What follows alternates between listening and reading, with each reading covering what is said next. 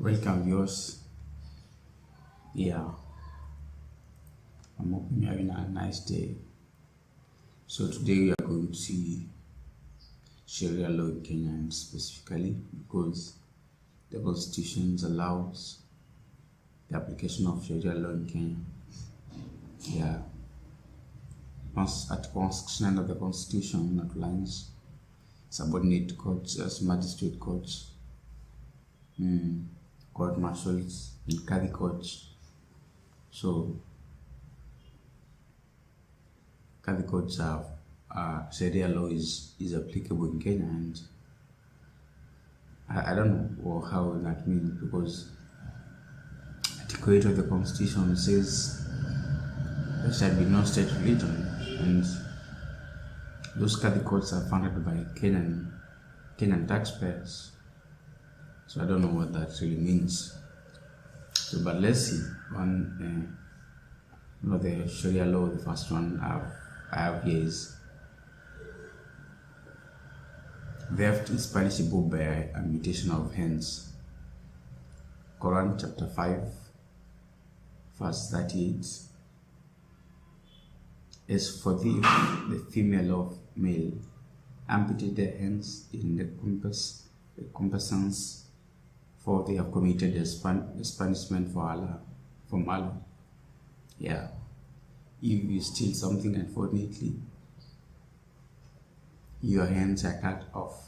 And the next one I have here is criticizing Muhammad or denying that he's a prophet is punishable by death. And all these things, I'm not making them up. There's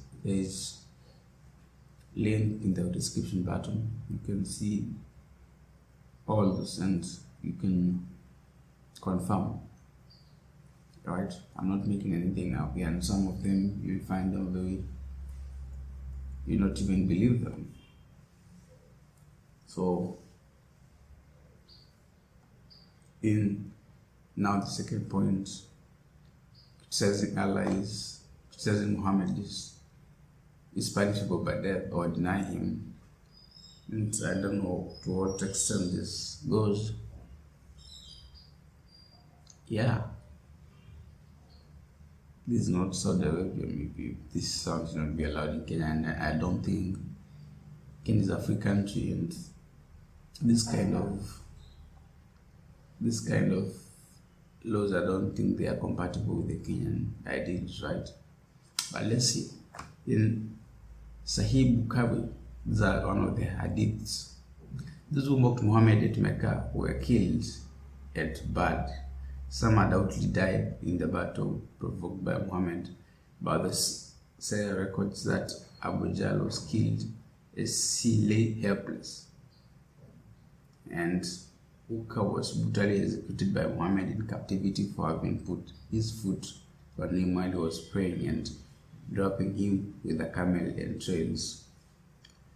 That is very, I don't know, it's very bad, right? Yeah. So if your friend is a Muslim and is taken to Catholic courts, I don't know what this can lead to. You might argue that he might not be put to death, but what does it lead to now if this is a kind of thinking in the Catholic courts? Because it's the idea of thinking, because all this is a continual way of thinking. The next point is criticizing or denying Allah is punishable by death. Quran chapter 33, verse 57.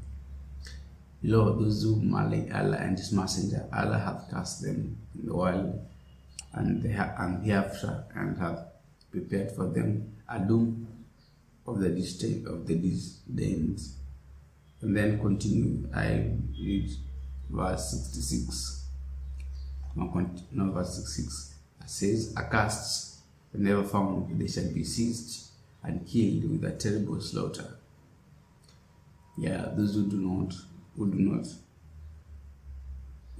deny Allah or criticize Allah. I don't know, that kind of thinking should not be allowed in the Kenyan law, and the thing is not is not compatible with the Kenyan ideals.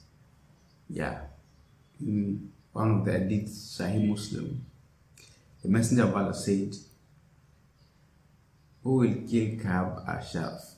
He has maligned Allah, the Exalted, and His Messenger." Very bad. If you just you've putting across your mind on what you are thinking can lead you to can make you be killed. I don't know. That's not the kind of country you need. The next point is criticizing or denying any part of Quran is punishable by death. Yeah, this is apostasy is a crime in 16 out of 49 majority Muslim countries. So to me, it's a Islam tradition.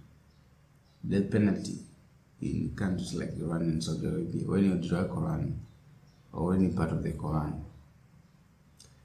Even a small boy could say maybe he thinks that even like something like meat, if a small boy thinks like this if it's a goat or a chicken, if he thinks this chicken should not be killed in such a manner, he should be punished by his head being cut fast, because that is criticizing the part of the Quran, right? Yeah. A Muslim who becomes a non-Muslim is punishable by death. Someone born to a Muslim parent or who was previously converted to Islam, if or she verbally denies any principle or belief prescribed by Quran or Hadith, deviates from approved Islamic belief, or if he or she commits an action such as treating a copy of the Quran with the disrespect. If a person is punishable by death, a person born to a Muslim parent who later rejects Islam is called Mutadi. A person who converts to Islam and later rejects the religion is called Mutad. So I don't have the best pronunciation for that. But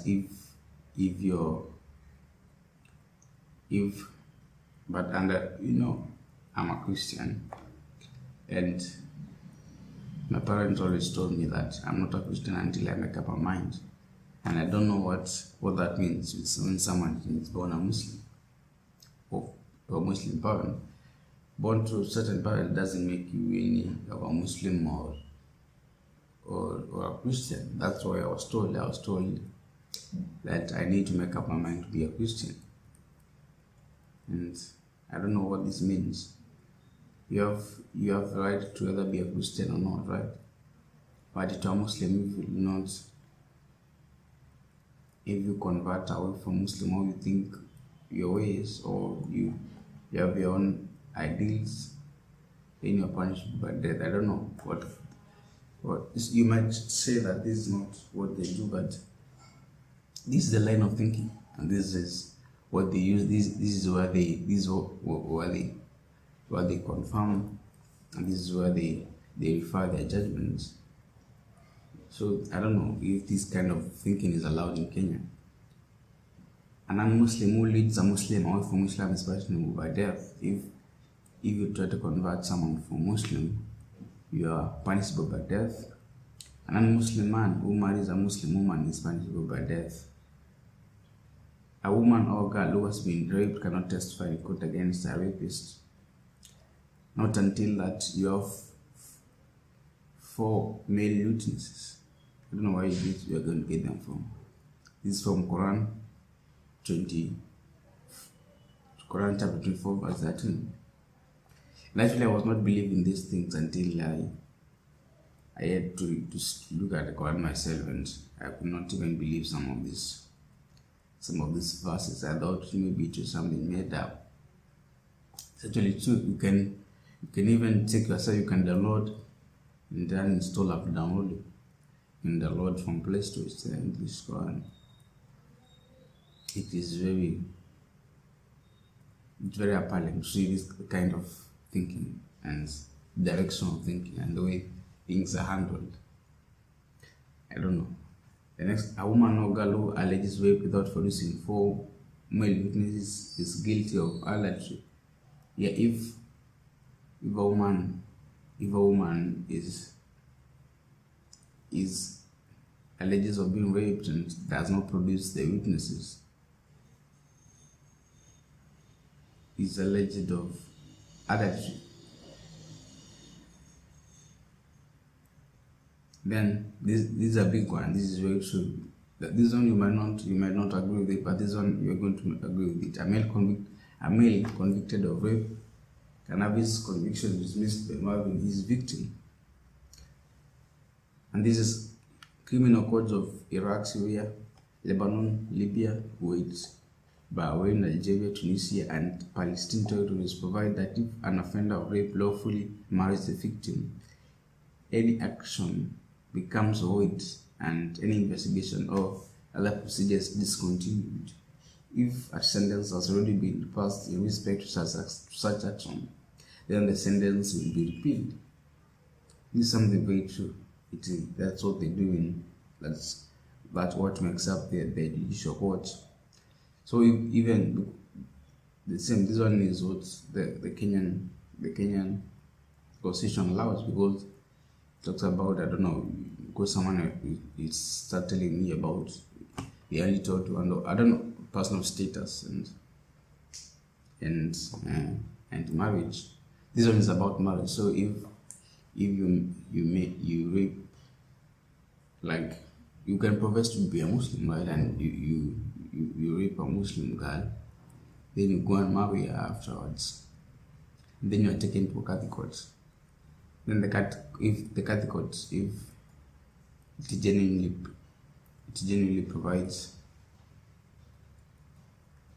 and represents the ideals of Islam according to the Sharia law, then you are not supposed to be convicted of your crime if you marry your victim. I don't know how dangerous that is, and the kind of thinking. Even the problem even is not some particular. There are big problems. Right now, the biggest problems are particular laws, but the line of thinking, which is being orchestrated and passed through and allowed in the Kenyan constitution. Muslim men have sexual rights to any woman or girl not wearing an hijab. Yes, I will show you the link in the description, that in Iran, a woman should be raped if she is not wearing an hijab. I don't know what that means. It's so dangerous, so dangerous. So when you see these terrorists, sometimes you don't blame them. I think if this is what you have been fed all your life, I don't know what else you can think is, because this is a line of thinking. You see, the problem is not because people are bad, even you are bad. It's only that at least some good ideas have been taught to you, and you've had good experiences. But if someone all his life has been reading this, I think it's dangerous, and I don't think this one should be allowed in the Kenyan constitution. A man can marry an infant girl and consummate the marriage when she is 9 years old. In Pakistan, 9 years old are allowed to be married, and according to Islam, we are allowed to copy what Muhammad did.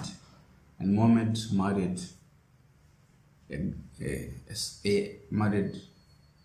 a girl by name Aisha.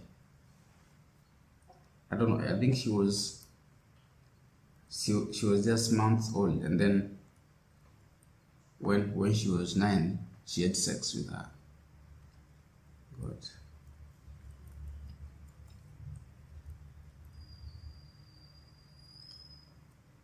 A man can beat his wife for insubordination.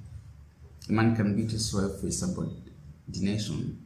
Quran chapter 4 verse 13. You will see. I'll provide see there. You can read. A man can unilaterally divorce his wife.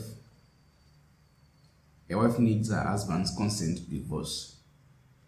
Yeah, this one, if you don't believe it, you can see there's a ruling made by a Catholic court in Kenya. Yeah, where a woman who did not love is you can read yourself. It's very appalling. If this is the kind of thinking we allow in the Kenyan constitution, I don't know. It's dangerous.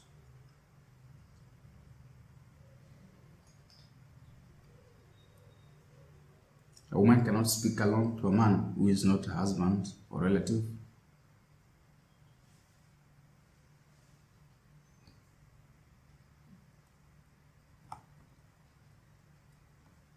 Muslims should engage in Turkey or lie to non-Muslims to advance Islam. So if you have ever been lied by a Muslim,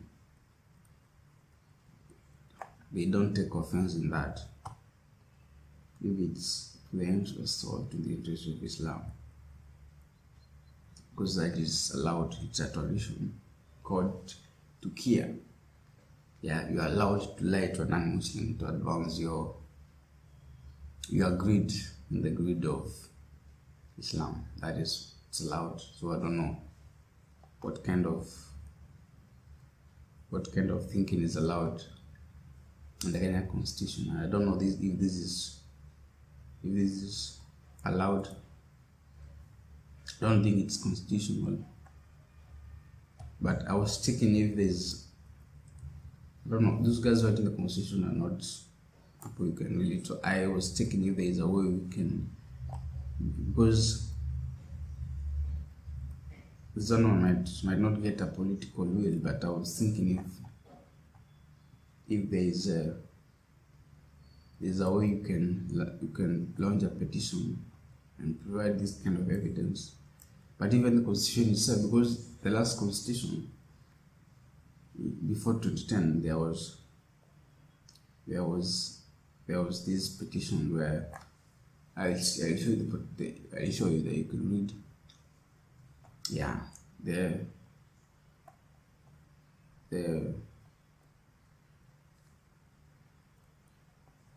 constitution allowed for any law in the constitution to be or practice to be challenged, but this constitution does not provide that kind of opportunity. So you have to go through the parliament, but that's still possible. I don't think this kind of thinking should be allowed in the Kenyan constitution. This is the one is dangerous. It undermines freedom. Why should you cut someone's hands because he has stolen? Isn't that your way of creating fear and enhancing control? You want that person to feel anxiety all the time because he doesn't want to make a mistake. Because you know when you make a mistake, your hands will be cut off. I don't know if that's the kind of country we want to live in. So thank you for watching, and let me see your comments in the comment section.